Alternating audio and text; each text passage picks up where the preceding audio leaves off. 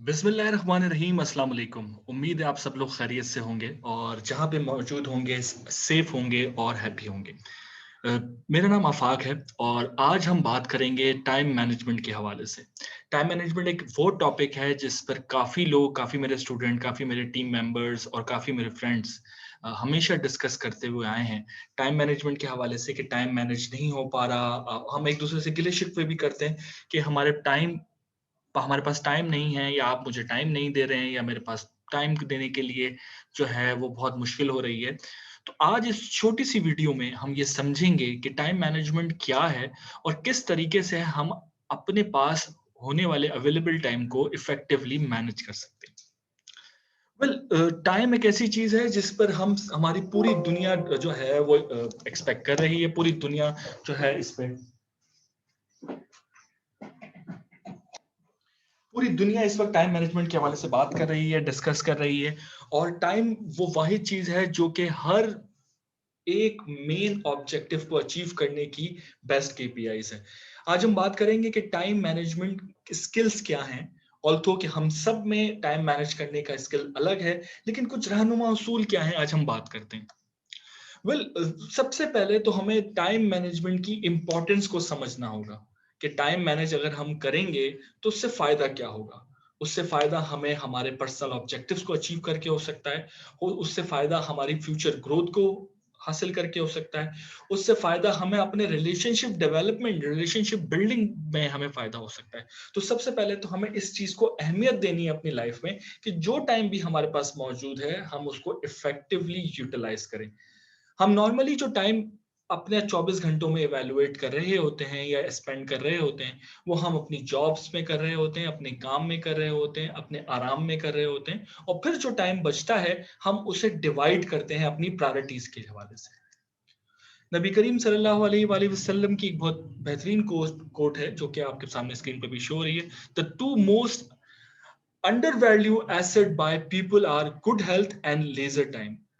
2 अहम आपके जो उस एसेट्स हैं, वो हैं एक आपकी हेल्थ और दूसरा आपका फ़ारिग टाइम। यानी एक आप हेल्थ पे अगर अपनी तवज्जो दें, तो आपकी लाइफ मज़ीद बेहतर हो सकती है, वो मज़ीद आप एन्जॉय कर सकते हैं, मज़ीद रिलैक्सेशन जो है हासिल कर सकते हैं और दूसरा लेज़र टाइम वो टाइम होता है जब आप फ़ारिग होते हैं। तो नबी करीम सल्लल्लाहु अलैहि वसल्लम की का कॉल है कि अगर आप इन 2 चीज़ों की अहमियत को समझ लें, तो बिलाशुबा एक कामयाब इंसान हो सकते हैं। बात हम करते हैं टाइम मैनेजमेंट की, तो सबसे पहले हम बात करेंगे कि हमारे लिए इम्पोर्टेंट क्या है। मुख्तलिफ लोगों के लिए मुख्तलिफ चीज़ें इम्पोर्टेंट होती हैं। काफ़ी लोगों से जब हम बात करते हैं कि टाइम मैनेजमेंट के हवाले से आपका क्या ओपिनियन है, तो इसमें हमें पता चलता है कि कुछ लोग कहते हैं कि उनकी टाइम जॉब करना उनको अच्छा लगता है। जॉब पे अपना पर्सनल काम, अपनी हॉबीज़ पे टाइम स्पेंड करना अच्छा लगता है। कुछ लोग कहते हैं कि हमारे लिए cricket, football, badminton, swimming, running, uh, gymming, ये तमाम चीज़ें यानी अपनी हॉबीज़ को फ़ॉलो करने में टाइम मैनेजमेंट करना। Time is doing the right thing और डूइंग थिंग्स राइटली, कि टाइम मैनेजमेंट के ज़रिए हम काम को बेहतर नहीं, बेहतर को काम बना सकते हैं, बेहतरीन जो है तरीके से काम कर सकते हैं। कभी-कभार हम ये गलती करते हैं कि मल्टीपल चीज़ें एक साथ कर रहे होते हैं। आजकल जिस तरह आपको पता है कि एक बड़ी फ़ैमिलियर टर्म है मल्टीटास्किंग। लेकिन मल्टीटास्किंग का हरगिज़ मतलब ये नहीं है कि आप मल्टीपल काम एक साथ करें। मल्टीटास्किंग का मतलब ये है कि आप हर काम के हवाले से टाइम को डेडिकेट करें और एक वक़्त में एक ही काम करें। सबसे पहले जो बहुत इंपॉर्टेंट चीज़ है, वो ये है कि अपना गोल सेट करना है। अपनी लाइफ में भी अगर आप आपने आपने अपना गोल सेट नहीं किया, तो ऑनेस्टली स्पीकिंग लाइफ का जो मकसद है, वो नहीं अचीव हो सकेगा। अक्सर हमारे स्टूडेंट से इंटरव्यू में ये सवाल होता है कि अपने आने वाले 3 साल में अपने आप को कहाँ देख रहे हैं, आने वाले 5 साल में अपने आप को कहाँ देख रहे हैं। तो goal setting is very much important and goal setting is not just important in the organisation और professional life, it is more important in your personal life. अगर आप अपनी ज़िंदगी का गोल सेट नहीं करेंगे, तो ऑनेस्टली स्पीकिंग हम में और किसी दूसरे ऐसी चीज़ में कि कोई लिविंग और नॉन लिविंग में मैं समझता हूँ डिफरेंस ही गोल सेटिंग है। नॉन लिविंग थिंग्स का कोई गोल नहीं होता। आपने एक दीवार खड़ी करते हैं, उसका कोई गोल नहीं होता कि वो दीवार बड़ी होगी, क्योंकि वो आप पे डिपेंड कर रही होती है। इस तरीके से गोल सेटिंग में अगर आप में और एक दीवार में कोई डिफरेंस नहीं है अगर आपने अपना गोल सेट नहीं किया। आप गोल ईयरली बेसिस पे सेट करें, मंथली बेसिस पे सेट करें। और नॉर्मली हम अपने गोल सेट कर रहे होते हैं, लेकिन ये गलती करते हैं, हम कभी भी अपने गोल्स को अचीव करने के लिए उसको कहीं लिखते नहीं है। और तो आज हम डिजिटल दौर में रह रहे हैं जहां पर हमारा ज्यादातर टाइम लैपटॉप्स में, मोबाइल फोन में, टैबलेट्स में गुजर रहा होता है, स्मार्टफोन्स में। हम कभी भी कोई चीज लिखते नहीं है। एक सर्वे के मुताबिक 42% गोल्स आप अचीवमेंट में 42% गोल जो लिखे जाते हैं वो अचीव होते हैं। यानी अगर आपने अपने गोल को एक जगह पर लिख लिया, और मैं हमेशा से अपने स्टूडेंट्स को, अपने दोस्तों को ये बहुत ज्यादा रेकमेंड कर रहा होता हूँ कि वो ना सिर्फ गोल को लिखें बल्कि राइटिंग हैबिट को इंक्रीज करें, डायरी लिखें। कहीं से कोई अच्छी कोटेशन मिली, कहीं अच्छी किसी की बात सुनी, तो एटलीस्ट उससे लिखें ताकि वो याद रहे। 42% वो गोल अचीव होते हैं जो कि आप लिखते हैं। यानी अगर आपने एक गोल को अपने पास लिख लिया और मंथली तौर पे उसको अचीव कर लिया, मंथली तौर पे आपने उसको इवैल्यूएट कर लिया, रिव्यू कर लिया, पढ़ लिया, तो आप अपने गोल को अचीव करने में 42% तो वैसे ही कामयाब हो गए। बिकॉज जब आप एक चीज को पढ़ते रहेंगे तो आप मोटिवेट होंगे उसको अचीव करने के लिए। हम हर साल 1 जनवरी को न्यू ईयर रेजोल्यूशंस बनाते हैं और फिर उसके बाद भूल जाते हैं 2 जनवरी को। हर साल यही होता है कि इस साल ये करेंगे, इस साल वो करेंगे, इस साल ये नहीं करना, इस साल इससे महफूज रहना है, इस साल इस चीज को छोड़ देना है, इस साल इस चीज को अडेप्ट कर लेना है। लेकिन कभी भी हम उस चीज को लिखते नहीं। तो प्लीज अपने गोल्स को लिखें। आप, ये चीज एक मिसाल है कि हम अपने ऑर्गेनाइजेशन में जब भी होते हैं, हमसे एक केपीआई फॉर्म लिखवाया जा रहा होता है, हमसे गोल शीट फिल करवाई जा रही होती है। तो उसके पीछे क्या बैकग्राउंड है? यही है कि आप अपने गोल्स को लिखें। गोल को लिखना बहुत जरूरी है।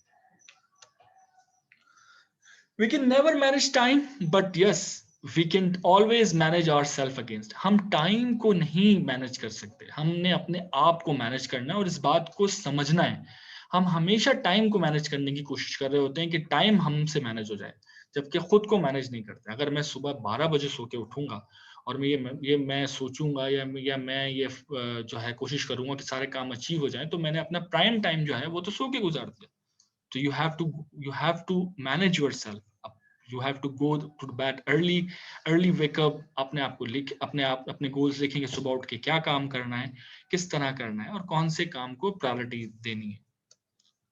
बहुत अहम एक चीज है जो कि अगर आप कर लें तो उससे आपको बहुत फायदा होगा। ये आप अपने पास, अब तो स्मार्टफोन में टाइम मैनेजमेंट की एप्लीकेशंस भी आ रही हैं। आप चाहें तो गूगल स्टोर पे, या ऐप जो लोग आईफोन यूज करते हैं वो एप्पल स्टोर पे चेक कर सकते हैं कि इस तरह की टाइम मैनेजमेंट की काफी मल्टीपल एप्लीकेशंस आ रही हैं जो कि आपको टाइम मैनेज करने में आसानी देती है, टाइम मैनेज करने में आपको फायदा देता है। आपने वर्चुअली या इन रिटर्न ये चीज मैनेज करनी है, ये चीज मेंशन करनी है, इस चीज को समझना भी बहुत जरूरी है कि बेसिकली आपके लिए अर्जेंट क्या है। अक्सर अक्सर और बेशतर हम ये सोचते हैं कि एक संडे है, बहुत सारा काम है, तो जो इंपॉर्टेंट एंड अर्जेंट है वो आपको इस जगह पे लिखना है, और वो चीज जो कि इंपॉर्टेंट और अर्जेंट नहीं है वो आपको यहाँ लिखना है, और जो इंपॉर्टेंट नहीं है लेकिन अर्जेंट है वो आपको यहाँ लिखना है। फॉर एग्जाम्पल, अगर आप वीकेंड पे बात करें, आपको पता है कि आपको अपनी गाड़ी की सर्विस करवानी है, गाड़ी की ट्यूनिंग करवानी है, या आपने किसी फैमिली मेंबर को हॉस्पिटल लेके जाना है अपॉइंटमेंट के लिए, या फिर ग्रोसरी करनी है, तो वो आपने प्रायोरिटाइज करना है कि वो कितना इंपॉर्टेंट है और कितना अर्जेंट है। ठीक है। फिर अगर आपको किसी से मिलना है तो उसको आपने प्रायोरिटाइज करना है, कोई चीज परचेज करनी है उसको प्रायोरिटाइज करना है। ठीक है। इस तरीके से क्या होगा, इस तरीके से ये चीज टाइम मैनेजमेंट, देखें ये चीज नहीं है कि 1 से 2 संडेज में आप अपने टाइम को मैनेज करना सीख लेंगे। It's an ongoing activity, it's an continual improvement process, कि आप अपने आप से सीखते रहते हैं और आगे चलते रहते हैं, चीजों को मैनेज करते रहते हैं। जब आप एक वीकेंड में या एक छुट्टी के दिन में या एक वीक में अपना इंपॉर्टेंट काम को अर्जेंट बेसिस पे आप कैटेगराइज कर लेंगे, तो अर्जेंट काम आपके हो जाएंगे, उसके बाद अब आपका टाइम बचेगा, देन वो टाइम आप मैनेज कर सकते हैं। और ये चीज सिर्फ पर्सनल लाइफ में नहीं बल्कि ऑर्गेनाइजेशनल लाइफ में भी होती है। हमें एक कोई बॉस हमारे एक टास्क असाइन करते हैं, वो करने बैठते हैं, दूसरी जगह से दूसरा टास्क आता है, पहला टास्क हम वहीं छोड़ देते हैं, दूसरे टास्क पे काम करना शुरू कर देते हैं। इसी तरीके से तीसरी ईमेल आ जाती है, हमने फौरन ईमेल भी खोल ली, ईमेल पर रिप्लाई करने लगे, तीसरे में फोन कॉल आ गई, फोन कॉल में कहा गया कि ये चीज मुझे फौरन भेज दो। और इस तरीके से आपने 4 डिफरेंट टास्क को मिड लेवल पे छोड़ दिए। अल्टीमेटली क्या हुआ, आपका टाइम भी वेस्ट हुआ और कोई टास्क कंप्लीट भी नहीं हुआ। तो ये आपने कोशिश करनी है कि आप जिस टास्क को स्टार्ट करें, मेक श्योर कि वो अर्जेंट हो और उसे कंप्लीट करें। It's all about prioritise your priority. Then बहुत खूबसूरत एक इसमें एक चीज है कि हम एक कॉन्सेप्ट है और जो जिस पे जब से मैंने खुद ने अमल करना शुरू किया है, वो उसमें मैं काफी कामयाब हुआ हूँ, काफी मुझे उसका फायदा हुआ है, और यही वजह है कि मैं बहुत मोटिवेट हुआ इस वीडियो को बनाने के लिए। वेल, टाइम मैनेजमेंट में हम अपनी पर्सनल लाइफ में या प्रोफेशनल लाइफ में ये बात सोचते हैं कि हर काम अगर हम करेंगे तो सही होगा, अगर मैं करूंगा तो सही होगा, मुझसे ज्यादा परफेक्ट ये काम कोई नहीं कर सकता। तो अगर आप ये समझते हैं, please do it to your own self. इस काम को आप खुद करें। किस तरीके से? मेक श्योर कि जो आप इंपॉर्टेंट एंड अर्जेंट है वो काम आप खुद करें, और जो काम इंपॉर्टेंट एंड अर्जेंट नहीं है या नॉट इंपॉर्टेंट लेकिन अर्जेंट है, so you can find people to delicate it. अक्सर और बेशतर ये देखा गया है कि हम अपने कामों को डेडिकेट करने में हेजिटेट होते हैं। हम ये कहते हैं अगर ये काम हमने किसी और को दे दिया तो बेसिकली हमारा कहीं कहीं हमें ना नुकसान हो जाए। इस फेयर से बाहर आना है। You have to dedicate your work which you for that purpose कि वो काम हो भी जाए और आपका टाइम भी बच जाए। इससे क्या होगा, लेकिन आपने अपनी प्रायोरिटी सेट करनी है कि आपने जिसको वो काम दें एटलीस्ट वो कॉम्पिटेंट हो उस काम को करने के लिए। So you have to delicate that responsibility. Then जो चीज not important and not urgent है उसे आप डिलीट भी कर सकते हैं। हम बहुत सारे ऐसे काम कर रहे हैं, जैसे कि हम काम करते हुए सोशल मीडिया का इस्तेमाल, किसी ड्राइव करते हुए कोई भी ऐसा काम, फोन कॉल लेना, ये चीजें हम अपनी लाइफ से डिलीट भी कर सकते हैं। जब आप कोई चीज डिलीट करते हैं, चाहे वो मोबाइल फोन से करें, चाहे वो पेपर से करें, किसी चीज से भी, तो आपके पास स्पेस बच जाता है, यानी that space is basically time. और उसमें आप डू वाला जो पार्ट है उसको वो काम करने के लिए आपके पास टाइम ज्यादा बढ़ जाता है। तो you have to do the work which urgently important for you. If that is not that much urgent, you can delegate that particular work to someone capable. Or if something is not important and not urgent for the moment, so you can delay it. आप इसको delay कर सकते हैं. Then again मैं इस चीज पे जोर दूंगा कि टाइम को मैनेज नहीं करना, अपने आप को मैनेज करना है। आपने इस बात की अहमियत को समझना है कि कौन सी चीज आपके लिए जरूरी है, कौन सी चीज आप किसी अपने को डेलीगेट कर सकते हैं, कौन सी ऐसी चीज जिसको आप परमानेंटली या टेम्परेरीली आप उसे डिलीट कर सकते हैं, और कौन सी ऐसी चीज है जिसे आप रीजनेबल प्रैक्टिसेबल टाइम के साथ डिले कर सकते हैं। तो इस चीज को समझना बहुत जरूरी है, और इसके लिए आपने अगेन लिखना पड़ेगा। आपको चीजों को लिखना होगा जो कि आप इस टेबल के जरिए लिख सकते हैं। एक नॉर्मल से सर्वे है कि आपने अपने आप से पूछना है कि आपने क्या करना है। एक नॉर्मल सी कोटेशंस हम काफी डिस्कस करते हैं, और ये चीज हमें कुछ रिसर्च के बाद हमें पता चला कि 20% of your activity will produce 80% of result 20। कि समटाइम्स अगर आपने किसी काम को इफेक्टिवली मैनेज किया तो वो 20% एक्टिविटी का भी जो आउटपुट है वो 80% हो सकता है। An organizational level, 20% of your customer accounts are for 80% of your sales. कि sometimes वो 20% जो होता है वो 80% सेल, यानी आपके पास 20% लोगों के अकाउंट्स की वो वर्थ है जो कि आपकी ओवरऑल सेल्स का 80% है। So what you have to do? You have to prioritise कि मुझे पहले कौन सा काम करना है, पहले क्या करना है, पहले कौन सी चीज पे जो है रिस्पॉन्ड करना है। हमें रिएक्ट और रिस्पॉन्ड में डिफरेंस पता होना। React means urgent and important, response means you have to think about it, you can delay it, and you can respond. And 20% of your service return, 80% of your profit.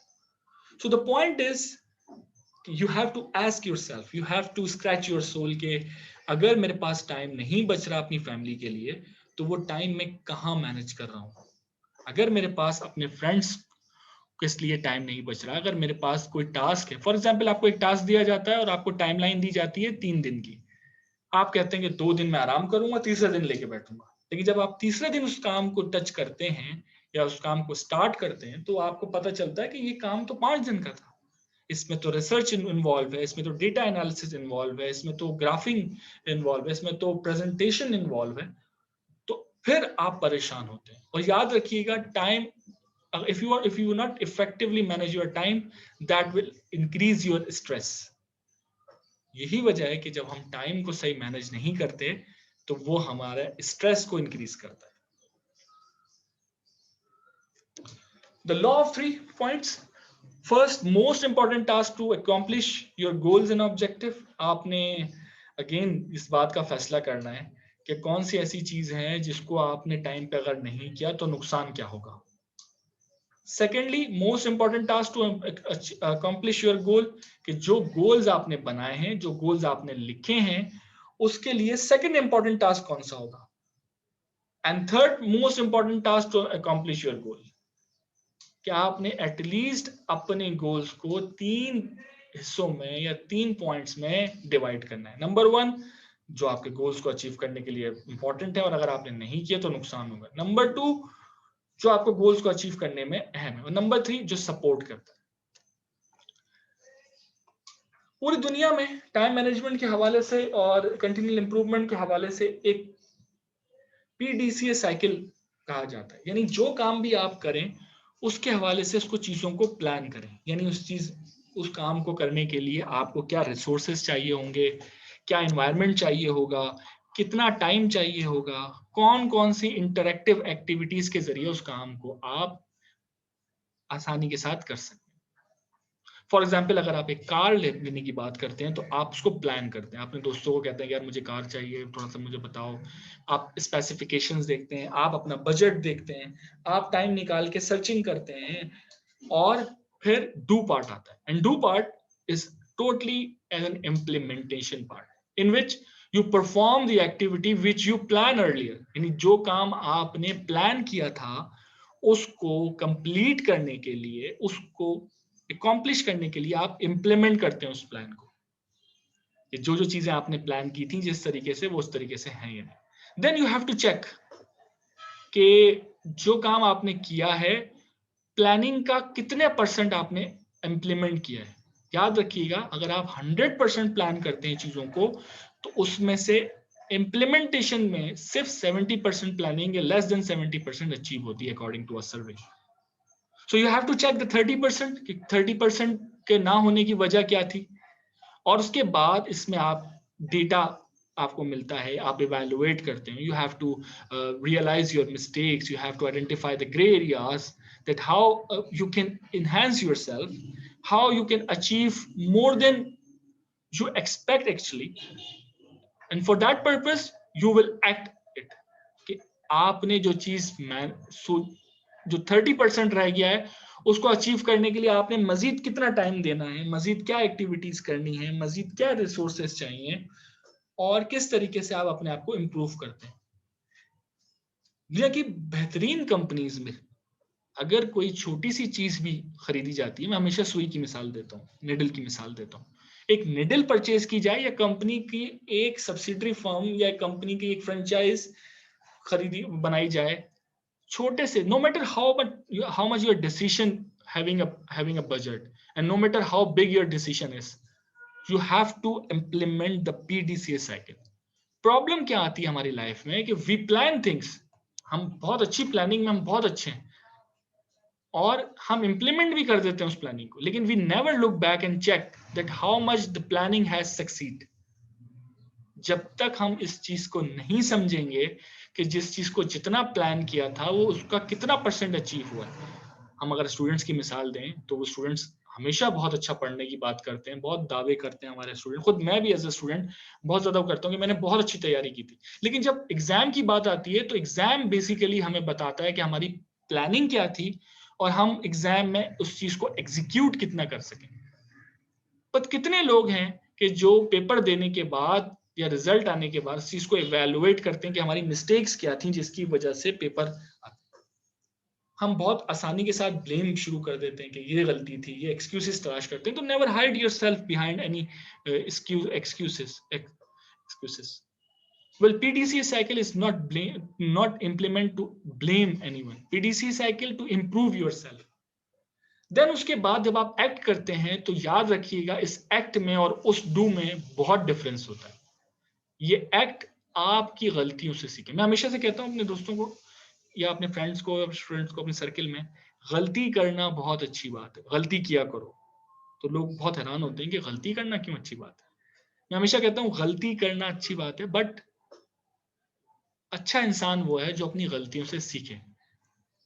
Committed a mistake is not a mistake. Repeating a mistake is a blunder. So please avoid to repeat the mistake. गलती हुई है, कोई issue नहीं है, लेकिन सीखो उससे, improve करो। लास्ट बट नॉट लीस्ट, बहुत इंपॉर्टेंट चीज, अगर आप अपने टाइम को अच्छा मैनेज करना चाहते हैं तो you have to relax yourself. You have to keep in your mind कि यार मैं इंपॉर्टेंट हूँ अपने लिए। इन सब चीजों को, काम होते रहेंगे आपके साथ भी, आपके बाद भी, कोई काम रुकता नहीं है दुनिया का। So you have to take a buffer time, and buffer time में आप अपने आप को एंजॉय करें, आप अपनी तस्कीन तलाश करें, अपने आप को ट्रीट दें। और अपने आप को ट्रीट देने का अच्छा तरीका ये है कि go out with your own self, talk with your own self, understand your mistake, things will be easy for you. तो कॉन्सेप्ट ऑफ बफर बहुत जरूरी है। अपने आप को टाइम दें, अपनी चीजों को इवेलुएट करें, महीने में, 2 महीने में, 3 महीने में कुछ इस तरह करें कि ऐसी जगह जाएं जहां पर आपको सुकून मिलता हो। वो समंदर हो सकता है, वो कोई म्यूजिकल कॉन्सर्ट हो सकता है, वो ग्रीनरी हो सकती है, मॉर्निंग वॉक हो सकती है, या आपने खुद फैसला करना है। तो you have to take rest, you have to take a break and treat yourself in the best way. And या फिर आप इस टाइम में, अगर मैं अपनी बात करूं तो I increase the reading habit, I enhance the online courses, I experimenting new things, mentoring, online courses कर सकते हैं आप, कोई अच्छी किताब पढ़ सकते हैं आप, कोई नई एक्सपेरिमेंट कर सकते हैं, नए डिसीजन मेकिंग एबिलिटीज को सीख सकते हैं आप, अच्छे मेंटोर्स के साथ मिल सकते हैं और मेंटोर्स के साथ मिलकर आप चीजों को नए जाविये से देख सकते हैं। आप अपने पुराने टीचर्स के साथ मिल सकते हैं, उनसे पुरानी बातें कर सकते हैं, कुछ पुराने दोस्तों के साथ मिल सकते हैं, कुछ यादें रिकॉल कर सकते हैं, कुछ रिश्तेदारों के साथ मिल सकते हैं, जहां आपको जो है सुकून है। लेकिन प्लीज आप अपने आप को इस कॉन्सेप्ट में लेकर आए, द कॉन्सेप्ट ऑफ बफर। हम समझते हैं कि ज्यादा मेहनत करने से ज्यादा अच्छे रिजल्ट आएंगे। तो याद रखिएगा, मुश्किल चीजों को अचीव करने के लिए जरूरी नहीं है कि आप मुश्किल फैसले करें। समटाइम्स मुश्किल फैसले आसान चीजों से जो है वो कनेक्ट होते हैं। उस आसान हल को तलाश करना है, और आसान हल का लिए आपने अपने माइंड को रिलैक्स करना है। So thank you very much all of you for the wonderful time. Thank you for your time for listening this video. बहुत शुक्रिया, थैंक यू। अपने कमेंट्स जरूर दीजिएगा। अब thank you so much for your time.